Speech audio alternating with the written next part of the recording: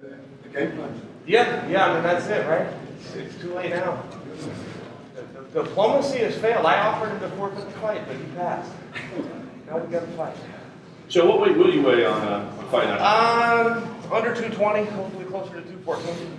I haven't weighed in a couple of weeks, but I think that's right. Was there any, did that require any kind of special preparation, or is that just kind of your typical walk-around weight? I was walking about 224, 222, so I try to get some weight off. I feel like I move a little better, conditioning a little better. I haven't checked, but I bet I'm right. 218, 214. Have you seen Rampage yet this week? Because I haven't seen him. Have you crossed paths? No, and I've been very curious. I saw him about 13 days ago. Because I'm curious what he weighs. It's a kind of a sign of, his conditioning too. So, no, I haven't seen him yet. Interesting. You've been a part of so many big fights in your career, but this being such a unique opportunity, I wonder what this moment feels like. The anticipation, the thought, being a part of something unique like this. Yeah, world title fights, they just don't come along. Those opportunities are just very tough. And, so you get to be part of a tournament. I prefer tournaments. Sport has so much politics, it's very tough to get into those spots. And that's just the history of combat. But, when you got a bunch of guys telling Coker they're all the toughest, and he goes, well, hell with it, I'll just put you all in a tournament, whoever's left standing, put the belt around, it's a pretty fair way to do things.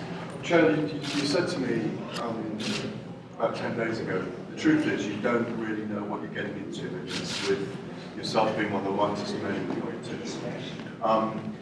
Do you think it could potentially get something special out of you, though, in what might be the last run in your career? Yeah, I suppose so. Yeah, looking on the brighter side, but I don't fully know what to make of the size. I don't have a lot of training partners that are that size. I don't have a lot of experience with it, but I'm fine with it. I like it, but it is something new for sure. But did you find that when you have mentioned that when you're trying to take them down is a different task? Sure.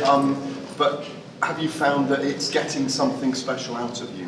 At your age, what you've been through, all these things, I don't know how I would word it, but it's different. I like that there's I've done this 49 times, and it has been the same a lot, good and bad. But there's something new here, something new. Do you think it's a one-off, or do you think this is something that the company should keep with?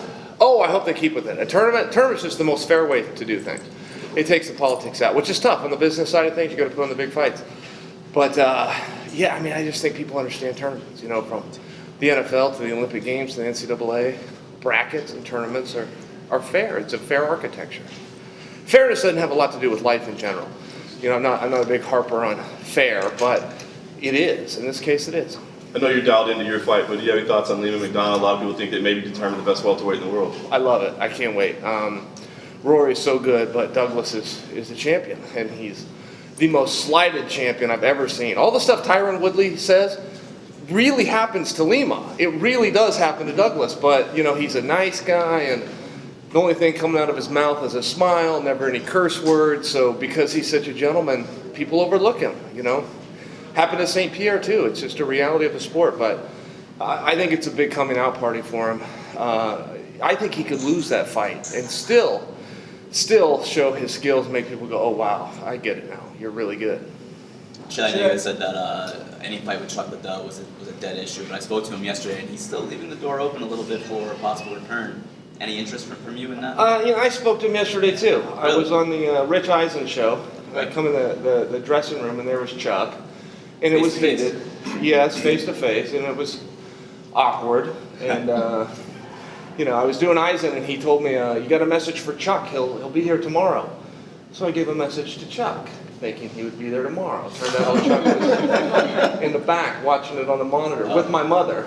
So, my mom and uncle had to get involved, and it was just a big, colossal. Separated? Yeah, and I had to go one way, and Chuck had to go the other, and it was weird.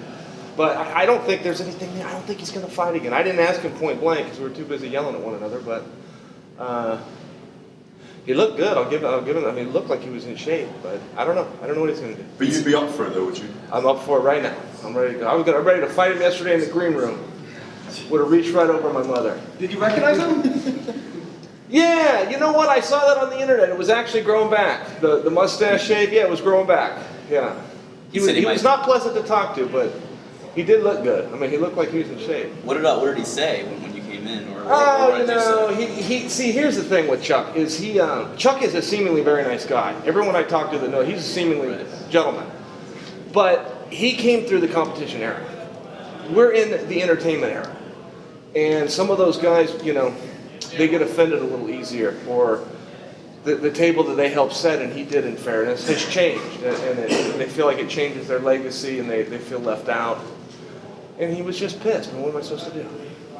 One or two more, guys. Let him be pissed. What do I care about? Chael, Chuck's feelings. we see a surprising amount of no smack talk going against Quentin. What do you attribute that to?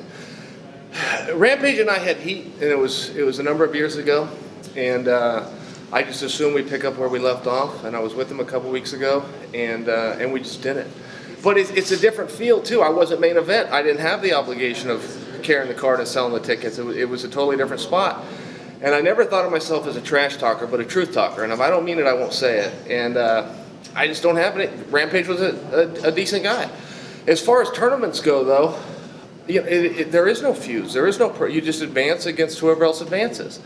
You know, somebody asked me if I win this fight, am I going to call out Fedor? But it doesn't work that way. If I win this fight, then Fedor's got to beat Frank Mir, and we go from there. So, Do you have any saved up jokes for Rampage right now? no, I don't have anything. No. I'll see him Saturday, though. Well, your stand-up looks great, so I appreciate that. I guess Thank you were you. just working on that. Thank you. That's right. Yeah, You thank you. bet you $10,000 per takedown. Did you ever come up with another half to the wager? No, we never did. I don't even know if you can call that a bet. I mean, I felt like it was just a, Throw away. this is what I'll do. You know, this is what I'll do.